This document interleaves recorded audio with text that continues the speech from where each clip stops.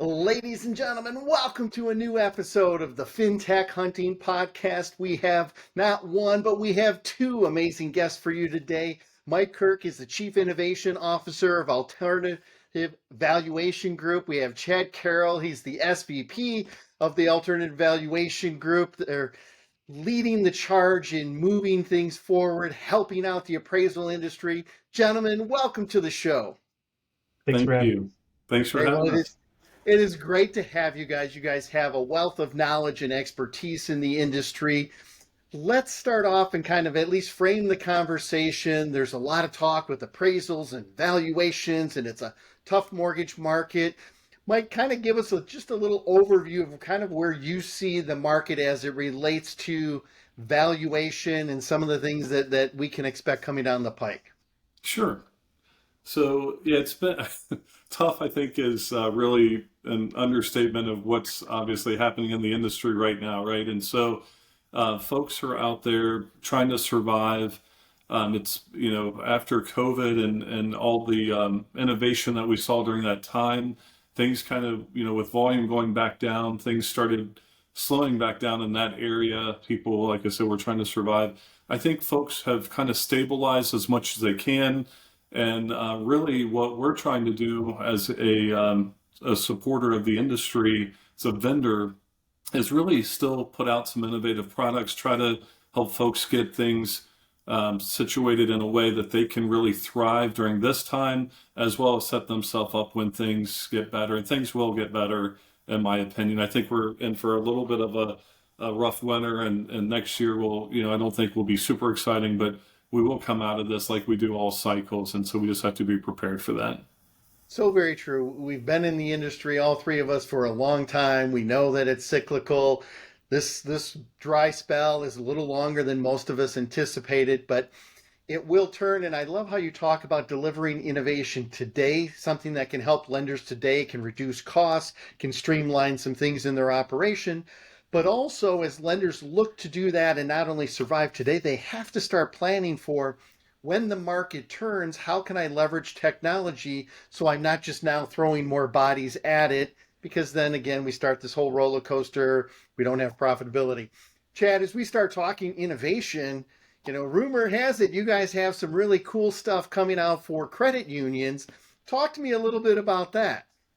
Yeah, so we do have a very innovative full suite of valuation products. Again, very modern, innovative products that allow credit unions to compete in the marketplace, really improve their member experience by decreasing costs and turn times without really adding any additional risks.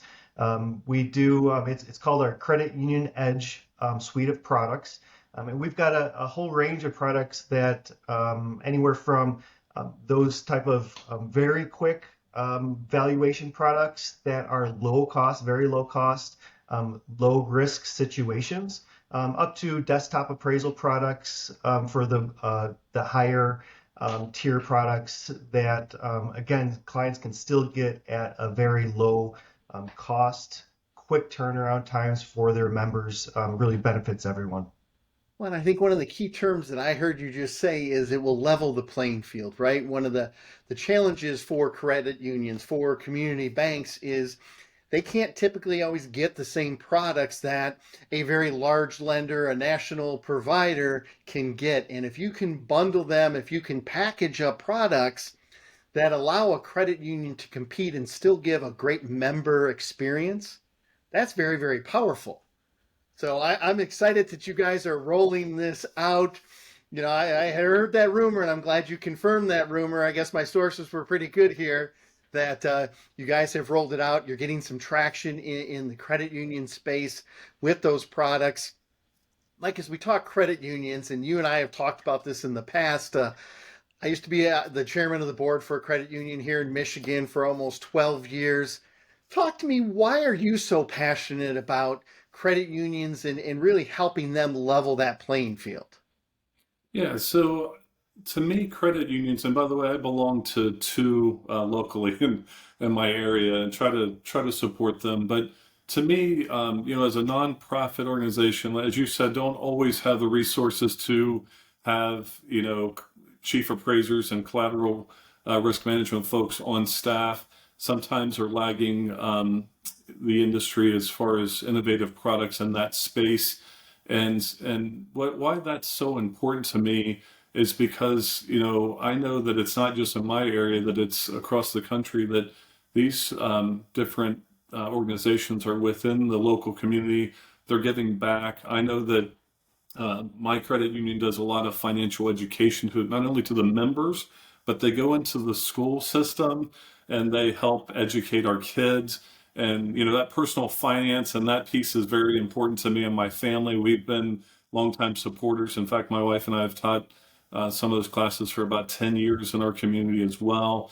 And so just seeing them, kind of working side by side in that area, giving back to the community, to me, that and also helping to support our small businesses and other folks. And so I'm in a rural area, small community.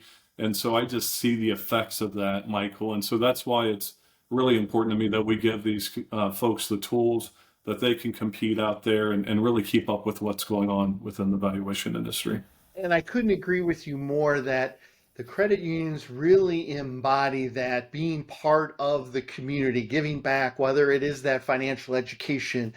We used to have at our credit union, we used to have a program and they would go in weekly and the kids could bring in their money and they would open it up an account. And when you can start teaching those financial tools and literacy early on and have them feel a part of the credit union, right? The members own part of the credit union. They get to pick the boards and they get to have some say. I think it can be very, very powerful. And the fact that not only do you guys have incredible tools, but you understand the credit union movement and how important members are and how much impact they can have on the local communities, I think is absolutely fantastic. Chad, I haven't forgot about you over there. So tell me, you talked about a lot of the really cool innovation. Talk to me, where are some of the credit unions seeing the greatest uplift with these tools? Where are they getting the greatest value by utilizing some of the incredible products that you guys have put together? Well, the great part about it is we can offer these at lower cost than if there's credit unions that are currently just doing traditional appraisals today. Certainly a much lower cost to their members, so that's a huge benefit. And then we can turn these around a lot quicker than traditional appraisals as well. I know today, turnaround times aren't that big of a pain point, but when we do get into the spring and the summertime next year, I'm sure it's going to come back. They're going to see extended turn times. Now is a great time to start getting these type of products into their valuation suite so that they're going to be ready in the spring and the summertime. Turn times will stay the same. They're not going to increase like we typically see during those times. So that's going to be a huge benefit if they can get started before that starts occurring. Yeah. Mike, I want to ask you, since you've been part of credit unions and I've been part of credit unions and now being on the vendor side, trying to give back, you don't always get to present. A lot of times the board has to approve different purchases, how do you, and what would your message be to the executives at the credit union so that they would say, hey, you know what, I really need to give Nationwide a try? What would your message be? Why should they get started? How do they get started? Kind of, how long is the implementation? Is it a week? Is it 6 months? Walk me through a little bit of that process to kind of really give that message to the credit union executives. Sure. Thank you for that. The message really is that we can move as quickly as the credit union wants to. And so typically what we will have is an initial call to kind of a quick demo of the products. And really the first part of that call is really to find out and understand what the credit union is doing. It's not us pushing products on them. It's understanding where they're at today, where we might be able to help them. And then we're going to just talk about the things where we think that we can provide some lift. Once that kind of goes there, it's typically taken to the board for approval at that point. Once that is done, we are ready to go. We can have them set up and ready to go within a day or two. And so this whole process typically takes less. Again, it depends on how quickly the next board meeting is, but usually within 30 days or less. We have these folks coming on. They will, some of them will turn it directly on. Some of them will give us a try, and we really appreciate the fact that some folks want to do a champion challenger program. We welcome that because we know and we've seen what these products can do for credit unions. And just to expand on what Chad said earlier, we have put together this suite of products, which we've seen a lot of credit unions are not able to be in the automated valuation or AVM business, right? And so Yep. we have a process, not to get too deep into the weeds, we have a process where we have a pre-tested, benchmark tested cascade that simply allows them to put the address in and they receive the best AVM back. And we don't have a dog in that fight. We resell these AVMs. So they're not our AVMs. And so we want the best AVM for them as well. They all cost the same amount. And so when they plug that in, they get that back and they're able to move forward and get a property condition report. And we put all that together just as an example. And so the credit unions have not typically had access to, like I said, products like that because it can be, you can spend tens of thousands, if not hundreds of thousands, depending on the size of the organization to even put together that type of a cascade. And ours is done on a per click basis, Michael. So it really opens up the field to allow them to do that. And we're seeing them even ordering products in areas that we never even expected. So they've even taken, some of our clients have taken this even further, used it in portfolio management, REO, and some other areas as well. I love it. And Chad, as we start talking about, getting it rolled out in credit unions, talk to me a little bit about the user adoption. How long does it take for them to kind of get the feel of the system? I know you can have them up and running very quickly, but usually there's some hesitation for these users of change. One of the struggles is people have invested in technology and they can't get people to use it. Talk to me a little bit about the user adoption side for the credit unions. Sure, yeah. We are really flexible on how clients can come to us to place these orders. So we do have a lot of different integrations into different LOS systems and different types of platforms.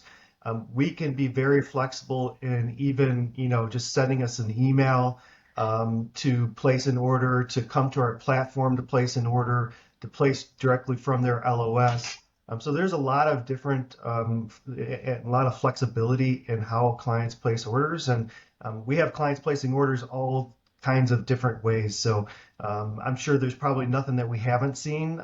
So yeah, we can certainly adopt their technology and processes into our ordering platform. I love it. It sounds like you guys have created a wonderful solution.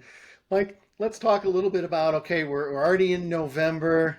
What do you think's in store for the market in 2024? I know none of us have a crystal ball, but where do you think lenders can get a great uplift as it relates to valuation? What are some of the products? Should they vet a vendor? How should they try some of these new solutions out so that they can be competitive and ready for whatever the market presents in 2024? Sure.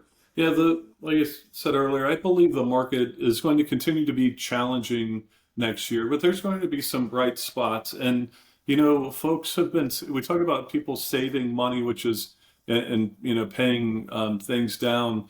But as credit has gotten more expensive, I just read that credit card rates are up to 20 and even 30% for store credit cards, which is just unbelievable. But folks are sitting on a lot of home equity that they can utilize for school loans and for other things that make sense for their families, right? And so I think we're going to have some bright spots where folks are able to utilize their own equity that they have worked hard to save and come up with. The market's helped them a little bit over the past few years as well. And so that's going to be an area that credit unions are able to really help their members pull that out. And products like ours will help them get that faster without increasing risk. And so I think that is going to be a little bit of a bright spot. But just to talk about kind of the vendor management, there's, when you come into times like this, and unfortunately, some of the companies have had to downsize, you are typically going to downsize the number of vendors that you're working with as well, right? Because you don't have the volume to support it. You don't want to keep up with multiple companies, multiple vendors.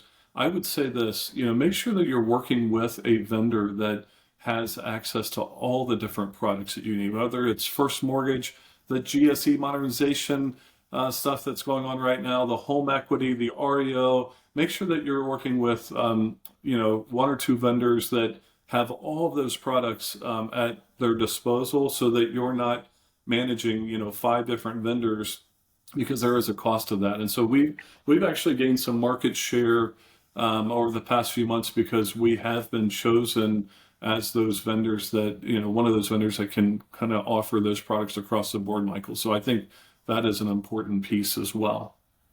Great insights. Guys, we could continue to talk on and on. You guys have so many great experiences and insights that are really working to help not only the credit unions, but all lenders out there. But it's great to see that you're giving back to the credit unions and helping them be competitive in this market. Chad, I want to end with you. With all of these new tools and innovations, what's the best way that people can get a hold of you to schedule a discovery call, to find out about these new bundled offerings? How can they get a hold of you so that they can keep things moving forward? Yeah, so they can come to our website. It's nationwideamc.com. There's a lot of information about our products on that website, and there's a way to contact us there as well. And of course, anybody can call or email us, myself or Mike Kirk, anytime.